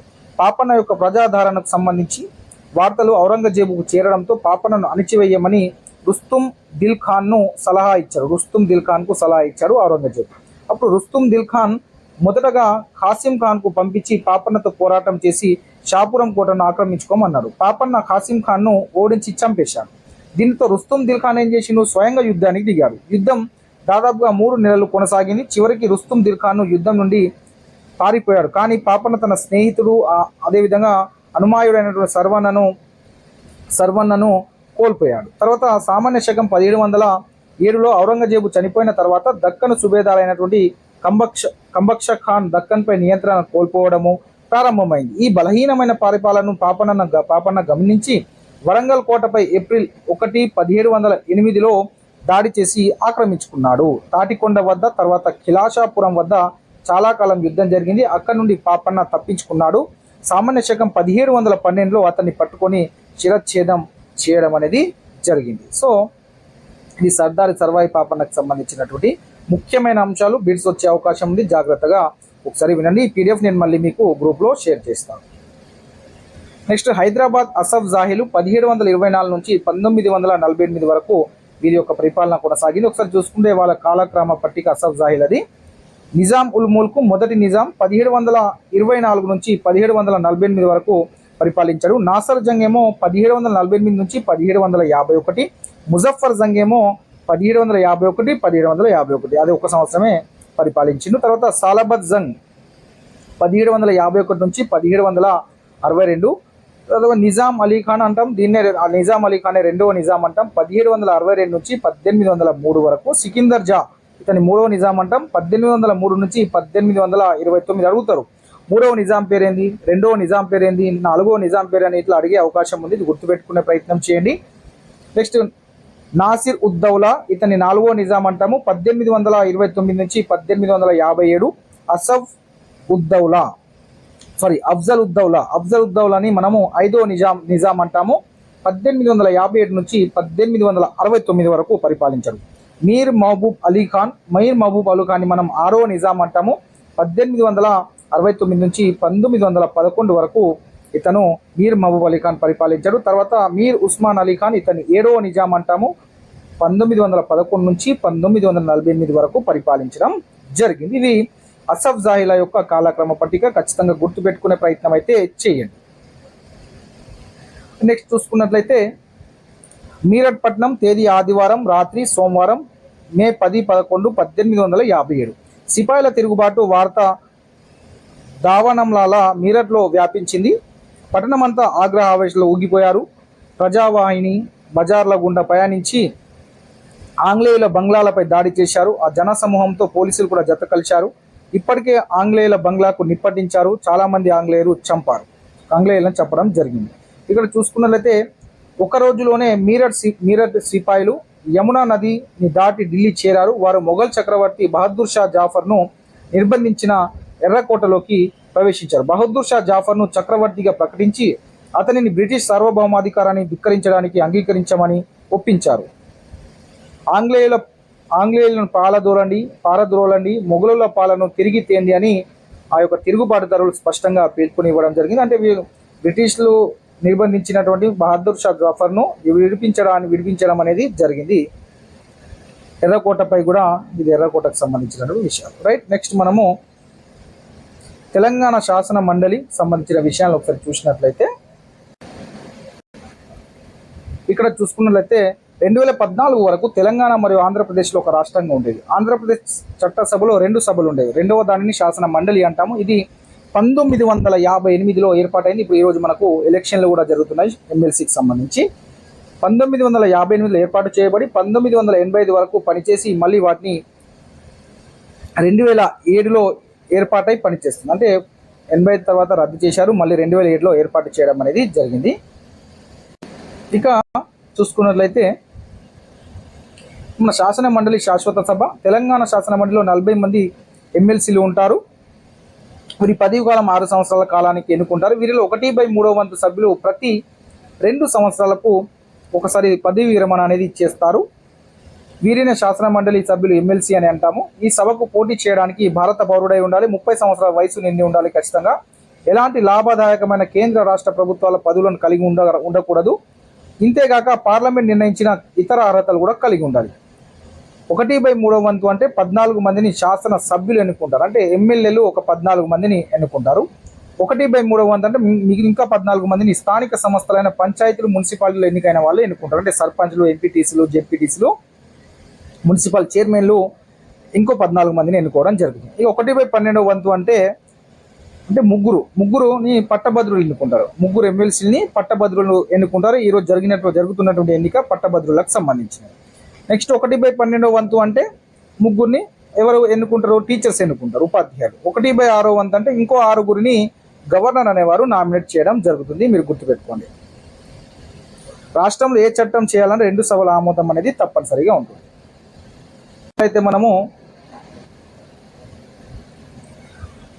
రాష్ట్ర గవర్నరు భారతదేశ రాష్ట్రపతి నియమిస్తారు. భారత రాజ్యాంగం ప్రకారం రాష్ట్ర ప్రభుత్వం పనిచేసేలా చూడడం గవర్నర్ బాధ్యత. గవర్నర్ను ముఖ్యమంత్రిని రాజ్యబద్ధంగా నియమిస్తాడు. మంత్రి మండలి సభ్యుల మాత్రము ముఖ్యమంత్రి సలహా ప్రకారం నియమిస్తారు. భారత రాజ్యాంగం గవర్నర్కు రాష్ట్ర ప్రభుత్వ వ్యవహారాలతో కార్యనిర్వహణ అధికారులను కూడా కల్పించడం అనేది జరిగింది.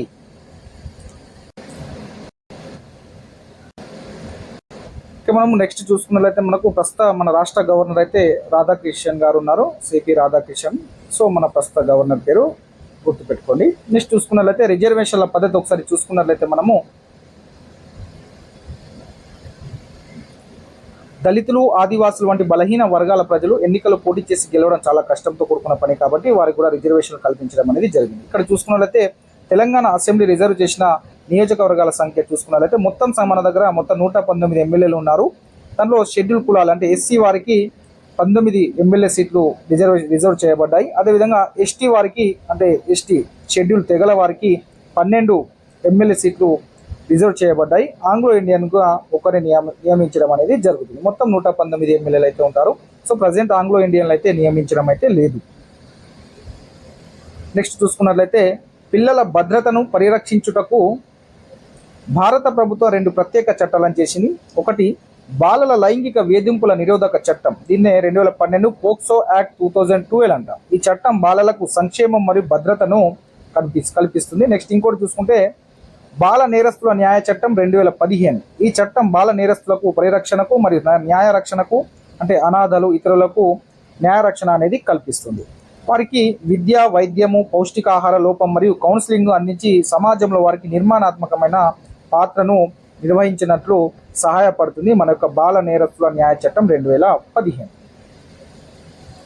నెక్స్ట్ చూసుకున్నట్లయితే భారత రాజ్యాంగ ముసాయిదా కమిటీ అధ్యక్షులు మొట్టమొదటి భారతదేశ న్యాయ శాఖ మంత్రి డాక్టర్ బిఆర్ అంబేద్కర్. చూసుకున్నట్లయితే ఇక్కడ చాలాసేపు వేచి ఉన్నాం కానీ మా వైపు ఎవరు రాలేదు. 1 గంట తర్వాత రైల్వే స్టేషన్ మాస్టర్ మా వద్దకు వచ్చి టికెట్లు అడిగారు. మీరు ఎందుకు వేచి ఉన్నారని అడిగారు. మేము కోరేగాం వెళ్ళాలి, మా కోసం మా నాన్నగారు లేదా అతని సేవకుడు కానీ రావాలి, కానీ ఎవరు రాలేదు, అక్కడికి ఎలా వెళ్ళాలో మాకు తెలియదు అని చెప్తే మేము మంచి దుస్తులు ధరించి ఉన్నాం, మా దుస్తులు లేదా మాట్లాడే భాష వల్ల మమ్మల్ని అంటరాని పిల్లలని ఎవరు గుర్తించలేదు. స్టేషన్ మాస్టర్ మమ్మల్ని బ్రాహ్మణ పిల్లలుగా భావించి తాకారు. అందరిలాగానే స్టేషన్ మాస్టర్ మీరెవరని ప్రశ్నించారు. వెంటనే మేము మహార్లం అని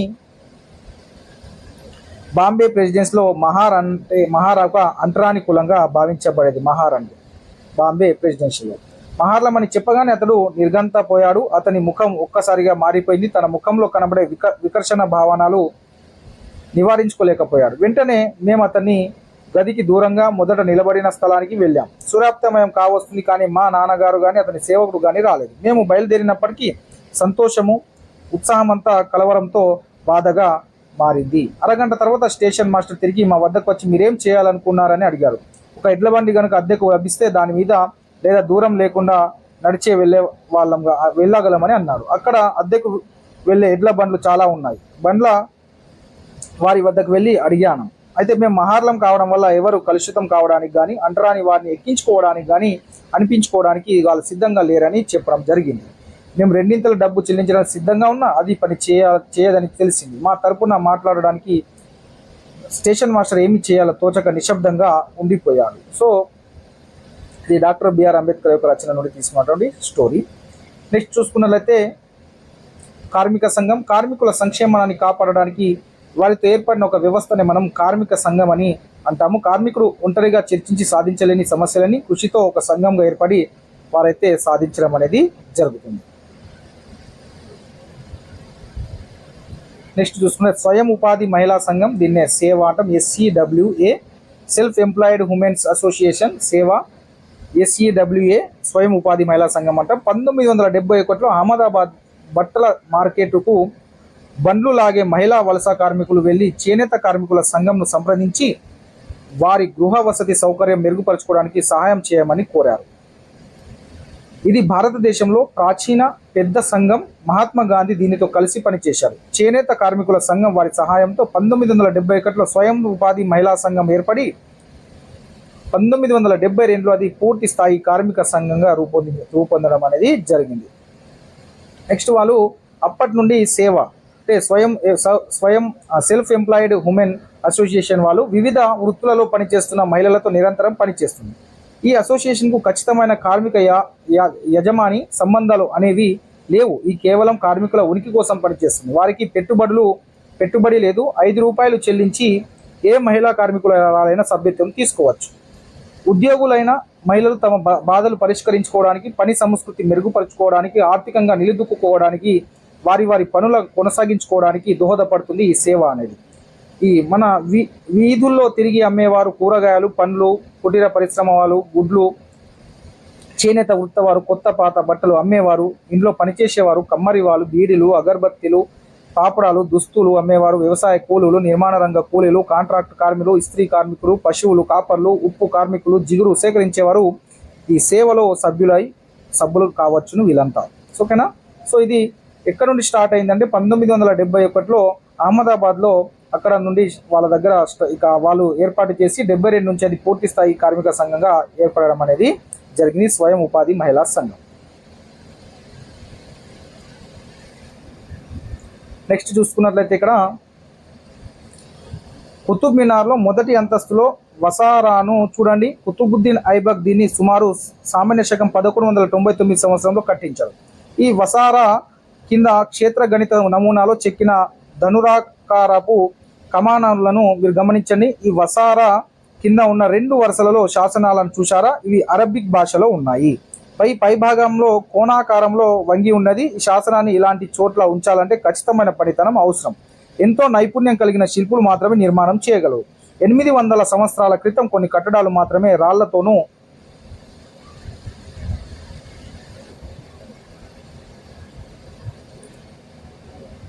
ఇటుకలతో నిర్మించారని గుర్తుంచుకోండి. 13వ శతాబ్దం నాటి సందర్శకులపై కుతుబ్ మినార్ వంటి కట్టడాలు ఎలాంటి ప్రభావాన్ని చూపి ఉంటాయి? సామాన్య శకం 8 నుంచి 18వ శతాబ్దం మధ్యలో రాజులు వారి అధికారులు 2 రకాల కట్టడాలను నిర్మించడం అనేది జరిగింది. ఒకసారి చూసుకున్నట్లయితే వారు కోటలు, రాజభవంతులు, సమాధులను ఇవి రక్షణ నిచ్చేవిగా, సురక్షితమైనవిగా, సేద తీరడానికి వైభవం కలిగిన ప్రదేశాలుగా వారైతే నిర్మించినవి. ఈ ప్రపంచంలో వీటి తర్వాత ఏవైనా ఉండేవి. తర్వాత ప్రజలకు ఉపయోగపడే కట్టడాలు కట్టారు. దేవాలయాలు, మసీదులు, చెరువులు, బావులు, శాసనాలు, బజార్లు, ప్రజల సౌకర్యం కోసం ఇలాంటి కట్టడాలు నిర్మించారు. కొందరు రాజులకు గొప్ప పేరు ప్రతిష్టలు వస్తాయని నమ్మేవారు. రాజులతో పాటు వ్యాపారస్తులు కూడా చాలా ఏర్పాటు చేయడం అనేది జరిగింది.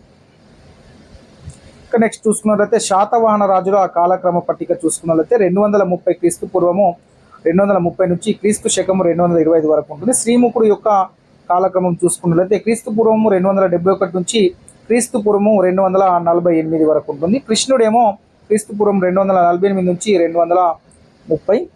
శాతకర్ణి ఒకటవ శాతకర్ణి క్రీస్తు పూర్వం 230 నుంచి 220 క్రీస్తు పూర్వం. శాతకర్ణి రెండవ శాతకర్ణి క్రీస్తు పూర్వం 184 నుంచి క్రీస్తు పూర్వం 128. హాలుడు క్రీస్తు శకం 42 నుంచి క్రీస్తు శకం 42 నుంచి క్రీస్తు శకం 51. గౌతమిపుత్ర శాతకర్ణి క్రీస్తు శకం 62 నుంచి క్రీస్తు శకం 86. వశిష్ఠపుత్ర పులోమావి క్రీస్తు శకం 86 నుంచి క్రీస్తు శకం 114. శివశ్రీ శాతకర్ణి క్రీస్తు శకం 114 నుంచి క్రీస్తు శకం 128. యజ్ఞశ్రీ శాతకర్ణి ఏమో క్రీస్తు శకం 128 నుంచి క్రీస్తు శకం 157 వరకు పరిపాలించినటువంటి ఈ శాతవాహన రాజుల కాలక్రమ పట్టిక ఒకసారి చూసుకునే ప్రయత్నం చేయండి. నెక్స్ట్ చోళ రాజుల కాలక్రమ పట్టిక చూసుకున్నట్లయితే క్రీస్తు శకం 900 నుంచి క్రీస్తు శకం 1279 వరకు ఉంటుంది. విజయాలయుడు క్రీస్తు శకం 850 నుంచి క్రీస్తు శకం 871. ఆదిత్య చోళుడేమో క్రీస్తు శకం 871 నుంచి క్రీస్తు శకం 905. ఒకటో పరాంతక క్రీస్తు శకం 905 నుంచి క్రీస్తు శకం 907. ఒకటో రాజరాజ క్రీస్తు శకం 985 నుంచి క్రీస్తు శకం 1016. రాజరాజ చోళుడేమో క్రీస్తు శకం 1016 నుంచి క్రీస్తు శకం 1044. నెక్స్ట్ రాజాది రాజా క్రీస్తు శకం 1044 నుంచి క్రీస్తు శకం 1052. వీర రాజేంద్రుడేమో క్రీస్తు శకం 1064 నుంచి క్రీస్తు శకం 1069. కులుత్తొంగ చోళుడేమో క్రీస్తు శకం 1070 నుంచి క్రీస్తు శకం 1121. రాజరాజ 2 క్రీస్తు శకం 1173 నుంచి క్రీస్తు శకం 1178. కులుత్తొంగ చోళ 3 ఏమో క్రీస్తు శకం 1178 నుంచి క్రీస్తు శకం 1219 వరకు పరిపాలించాడు. రాజేంద్ర 3వ రాజేంద్ర ఏమో క్రీస్తు శకం 1256 నుంచి క్రీస్తు శకం 1270 వరకు పరిపాలించడం అనేది జరిగింది. ఇది మన యొక్క 6th and 7th క్లాస్ సోషల్లో ఉన్నటువంటి ఇంపార్టెంట్ మనకు హైలైట్ చేసి టెక్స్ట్ బుక్లో ఎక్కడైతే ఉన్నాయో వాటికి సంబంధించినటువంటి కంప్లీట్ సమాచారం మనకు 6వ తరగతి 7వ తరగతిలో చెప్పడం జరిగింది. నెక్స్ట్ క్లాస్లో మీకు 8th, 9th, 10th క్లాస్లో ఉన్నటువంటి హైలైట్ అంశాలను మేము చెప్తాము. మీరైతే మన యొక్క ఛానల్ని తప్పకుండా సబ్స్క్రైబ్ చేసి మన యొక్క వీడియోస్ని లైక్ చేసి మీ యొక్క సపోర్ట్ని అయితే అందించండి. ఈ యొక్క పీడిఎఫ్ని మన యొక్క వాట్సాప్ గ్రూప్లో నేను షేర్ చేస్తాను. Thank you so much.